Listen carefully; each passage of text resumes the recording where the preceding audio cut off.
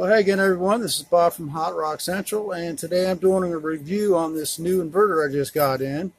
6,000 watt, 24 volt, 12,000 watt peak, made by this company here from China, CNSWIPOWER.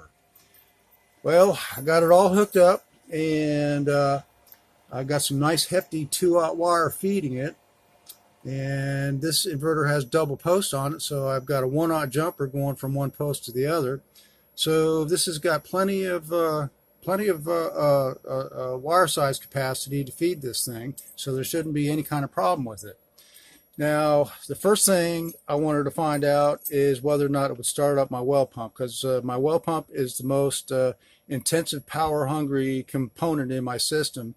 And well, what happened was I turned the water on, let the pump go down, and when it fired up, the inverter kicked out and my grid power took over. So this inverter cannot handle starting up a 1/2 horsepower motor. So on top of that, initially when I did sine wave reading on it, the sine wave looked absolutely perfect with no power on it.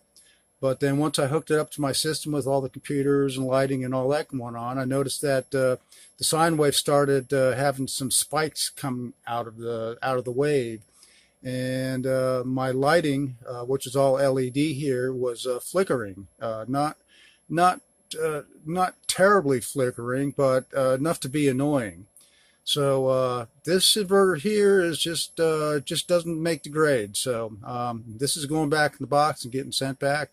Unfortunately, that's too bad, because there aren't too many inverters in the 24 volt range that will go 6,000 watts. Now, this inverter over here is the exception, CNSWIPOWER, and this is quite a bit different here in the way this works. I can have a 60% load on this inverter here, and it'll still start up my well pump. So it's a night and day difference between the quality of this CNSWIPOWER solar inverter over here compared to this this inverter here from China. So sorry to inform you, folks. Don't expect a whole lot from this thing on the heavy startup loads. It's just not going to do it. Anyways, that's it for this one. Catch you later, folks. Bye.